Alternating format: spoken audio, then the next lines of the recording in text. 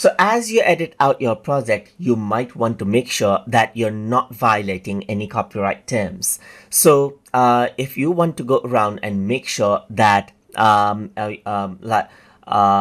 your video is okay for publishing, then you might want to run a copyright check. So to do that, you need to go around onto the audio tab right here. And once you go around over here, you need to go around onto copyright check section right here.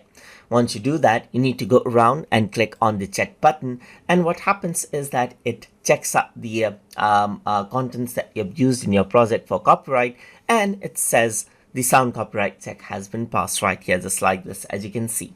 So whatever audio that you use in your particular video will be checked just like this, and we'll see, you will be able to know whether you can actually publish this on platforms or not.